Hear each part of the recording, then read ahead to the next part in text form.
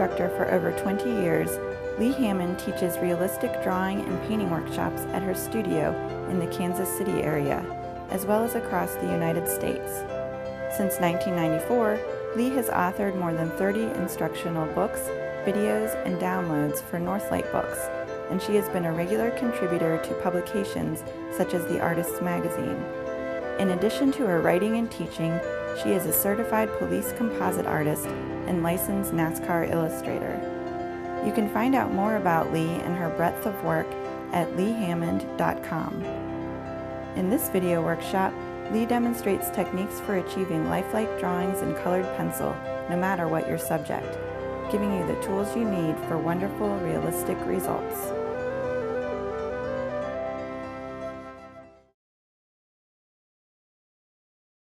Both of these were done with exactly the same shape and the same pencils, the same colors, but they look entirely different. And it's not because of the color, it's because of the way I applied it. Application is everything. This first one here was done with layering. It has the telltale signs of layering because the texture of the paper is coming through, and that makes it look like a soft, fuzzy peach. The second one, however, I pushed really hard and I completely covered the paper. That makes it look shiny. It makes it look like the surface is slick. It makes it look like a nectarine. So that's the big difference. And now you know when to pick layering and when to pick burnishing. If you're doing something soft and somewhat textured, you're going to want to layer. If you're doing something shiny, slick, like plastic, glass, apples, whatever, you're going to want to pick burnishing because that will give you the heavy coverage and the shine. So let me show you how to do that. Here's a little example here.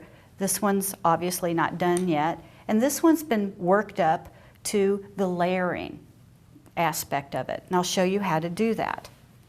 When you're working with things that are multicolored like this, you want to start with what is called the undertone. The undertone is that light color that seems to come through all the others, and that's what you start on. That's kind of like your foundation. So on this one, I'm just going to start with a light layering of yellow. This is canary yellow. Now let me talk about the colors for just a minute because you're going to hear me mentioning different colors. I don't want you to get freaked out about the recipe that I'm using of colors. I find people get very fixated on what color do I do first and next, and then, oh my God, I didn't do that one in the right order. It doesn't matter. You can get the same look probably with 12 different combinations of colors and basically end up with the same thing. The main thing is just experimentation. And if something is slightly different, who cares? As long as you're not turning a peach purple and turning it into a plum, you're going to be okay. So the colors that I'm using are just a suggestion. Don't get out your notepad and start making hardcore notes like that's the only way to do it, because it's not. Just relax a little bit and have fun with color. Okay, let's get back to the canary yellow here. I'm just going to get this one up to this stage, and I'll show you how. It's very light application. And you notice I'm using a curved stroke because it's a curved object, and if I use straight strokes and they showed, it would make it look flat. So regardless of whether or not those pencil lines will show, it's better to put them in that's consistent with the shape of the object or the contours. Now remember me telling you about the graphite lines? You're going to see that I'm very carefully not going over them, because if I do, I won't be able to get them out and they'll show, and it'll look really dark.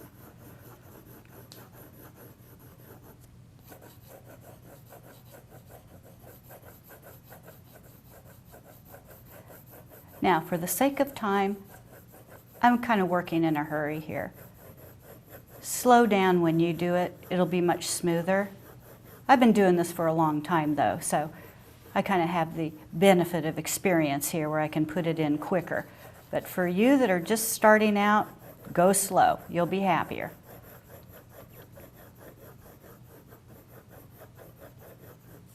Okay, that's the undertone. That's the color that's going to shine through.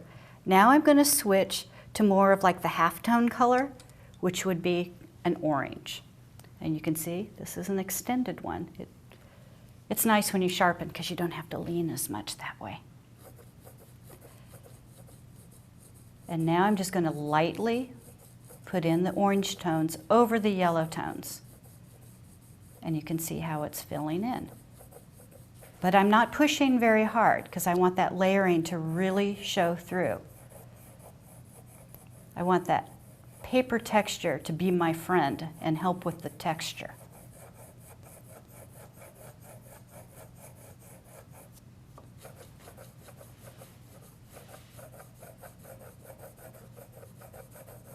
And again, I'm going a lot quicker than you probably should, so bear with me.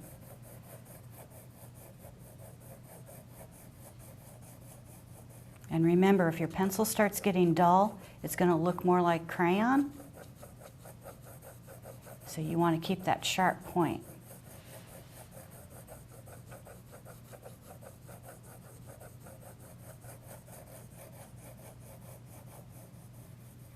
Okay, now we're going to go to a darker red. This is crimson.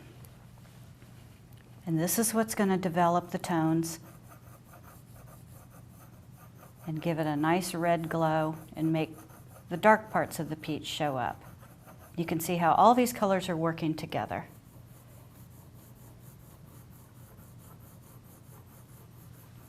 And again, that light touch gives kind of a soft, fuzzy, peach-like appearance. Okay? Now let's move over to this one now, because this is what that one will look like eventually. I want to show you how to go from a peach to a nectarine, and it's all about the pressure. I'm going to go back to my yellow, and now I'm going to go in and I'm going to put firm pressure. You get it to this point because this kind of maps out your colors. But now that I know where everything is, I'm going to start pushing hard. I'm going to hold on to my easel because I'll push it right off the table if I'm not careful. That's how much pressure you put down. Can you see how that's changing the look of everything? And how smooth that surface is starting to look? This is why I love Prismacolor so much.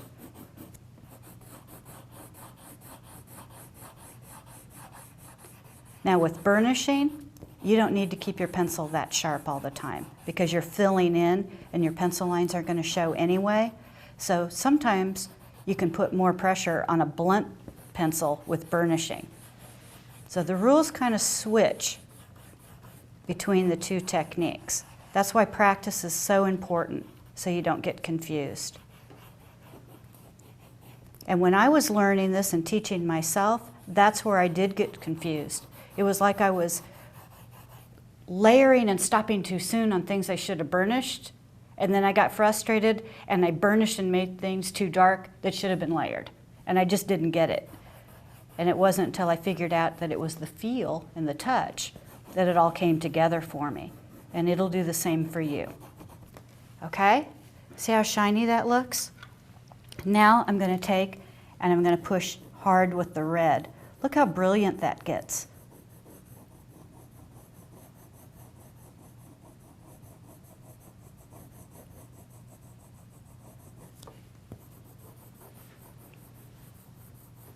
And of course, if I was working from a photograph, I would pay more attention to what I was looking at and make the patterns like I saw in the photo. But bear with me, because I'm making this up. Hopefully, it's convincing.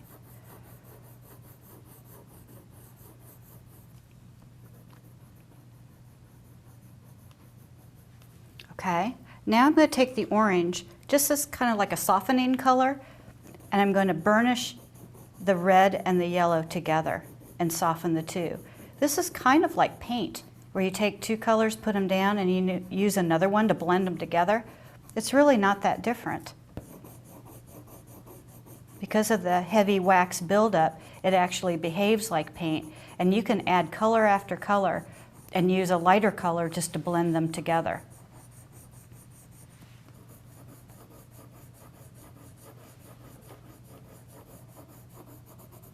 And then I can take the yellow and just soften them all one more time.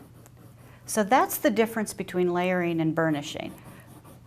I think you get the general idea. you.